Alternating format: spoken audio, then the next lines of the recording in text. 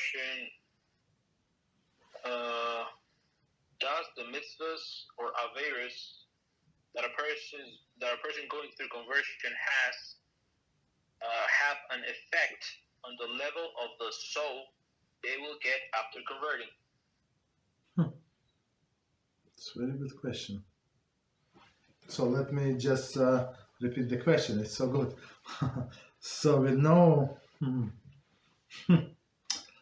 so like logically, let's talk logically. So what do we know? That somebody like a Jew who is born, so he's getting the soul based on his life is continuation, like reincarnation, the soul, and it's on a level that soul left the world, right, with all of the character traits. He's actually going into this existing soul. So it was stingy, it's stingy, angry. So all of these beautiful things are going to in this soul. I think it's I'm just going from logic, so it's maybe yes, maybe no. But in that case, there is no effect.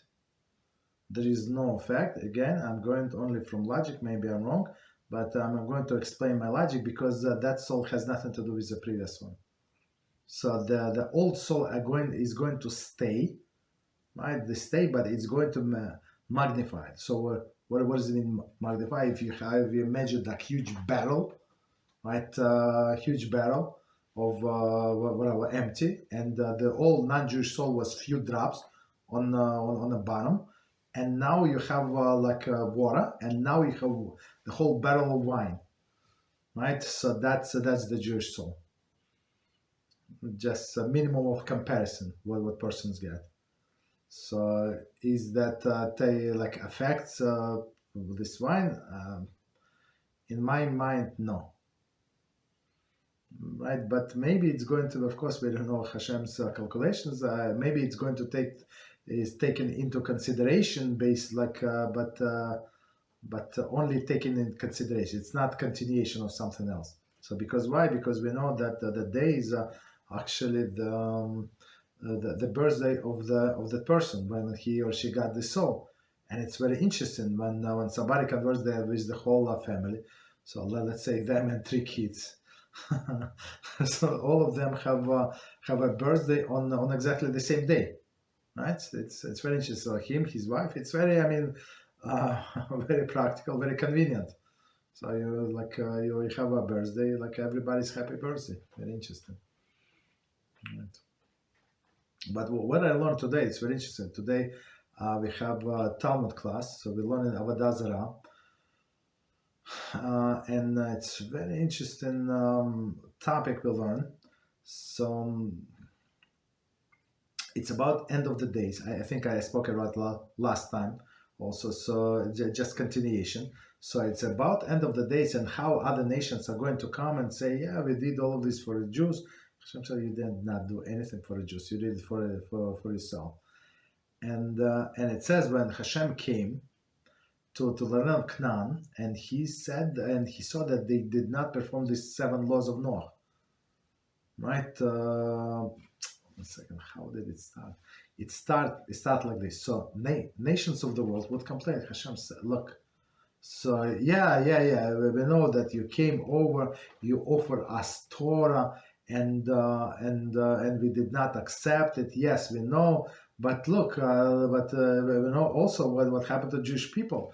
You took the mountain, Sinai, and you overturned it, and our sages say it's like a what? So what? It's like a pit, as I understand, laid it with cement, and Hashem overturned the pit the top down, right, upside down, and he on top of the Jewish people. It said, look, you want to accept my Torah? Very good. We're going to be very good, very close friends. You don't know, you don't want to. So if you want to accept, it's going to be our chuppah. If you're not going to accept, very good, it's going to be your burial ground. So what is going to be? Jewish people said, of course, well, Hashem, what are you, crazy? Of course, we're going to accept. So that's a known medrash, right? But the nation said, look, Hashem, like if you entice us the same way you entice the Jewish people, of course we're going to accept. Like, but you ask us nicely, would you like to accept it? And we saw what is that, and we said, who needs that? And of course, if we like pressure us like Jewish people, and that we would accept it. And Hashem said, let's look at you. Right? Did you had this 7 mitzvahs of Bnei Noach? Did you perform them? Absolutely not. And he said, and then comes what I just started saying, that he comes to land of Canaan and said this they perverted everything. Like they did not keep even one laws of Noach. Like absolutely, like everything is upside down. And since then, it's very interesting. So Hashem said, you absolved, right, from performance of the mitzvah of seven laws of Noach. So comes Gemara and said, one second, Hashem. Like no, Hashem. One second, Rabbi. So what are you trying to do? So they did not want to perform these 7 laws of Noach. Now they absolve. It's like reward them. They went against Hashem. Hashem said do. They did not, and now you rewarded them. Then now they're not obligated to do. And Talmud said that's not what we meant. So it means that what?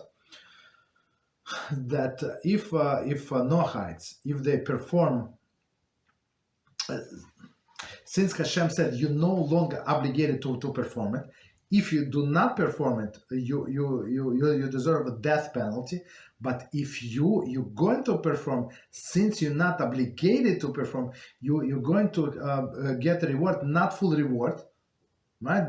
Not for a reward, but only reward of a person who is not obligated, and it's a huge difference. So if somebody, for example, Jewish man, obligated to sit in a sukkah, right? So he gets this unbelievable reward. Why? Because he's obligated, and it's a harass try to stop him, right? And he has a huge resistance.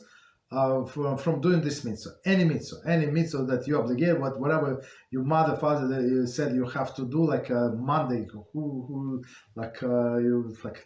nobody can get up on to school on Monday, Tuesday, Wednesday, right?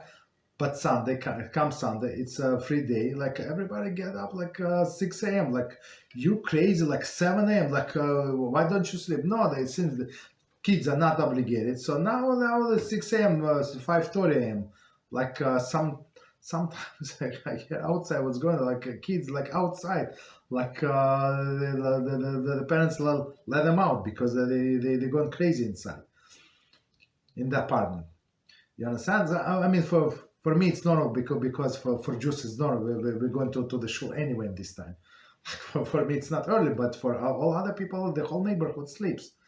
You understand? But these kids are not obligated. So same as other people. So it's easy. You have obligation. You feel pressure, right, from Eitz Hara not to do it, and that's why you get the reward. But for example, a woman is not obligated to sit in a sukkah, but if she wants, so that's the difference between Ashkenazi and Sephardic. So if Ashkenazi woman said, "I want to sit in a sukkah," she is allowed to say the blessing, and it's going to not only sit. Be a blessing, and she's going to be rewarded, but of course not on the level of a man, because again she's not obligated. So now since Hashem said, so this Noachites no longer obligated to do the mitzvos. If they don't do, they're going to be punished, but if they do, they're going to be rewarded as somebody who is does things voluntarily, which is, we understand, which is lower level. And it says in the Talmud, so even if the Gentiles said, no, I want to serve Hashem, it is impossible because all other people, they don't serve Hashem because they don't perform these 7 laws of Noah. So if nobody performs, so Hashem said it is absolved, and it's actually the same with in some sense with I mean, it was similar thing in Judaism, right? When the court of Ezra said that every time when a man is with his wife, right? So they have to go to the mikveh in the morning. So mikveh in olden days, you have to go to the river, like lake or something in the winter. Yeah, go do it. Okay, good luck, basically. In a sense, so the men start be less frequent with their wives. The wives start complaining, Men, it says if a man wants to pray, learn Torah, they have to be pure. They have to go to the mikveh. Mikveh were not like today. So sages saw that the most people in generation cannot handle this decree, and they abolished it, canceled. Do you understand? So in some sense, like lechavdil, separation. So Hashem said, look, you don't want to do the 7 laws, okay, you're not obligated, meaning you're not going to get reward, but still the punishment you're going to get. So that's a scary thing that we learned about the Noahites today. Right? So even somebody wants to do it and said, no, I want to do it. No, you're not, since it is not up to everybody, so you cannot just volunteer. It's like a woman. She wants to sit in the sukkah or shake a lulav in Esther. There is no problem. You can do it, and you're going to be rewarded. But reward is not going to be like men reward, because men he's obligated and he has a strong resistance. Okay, what else? Thank you, Rabbi. You're welcome.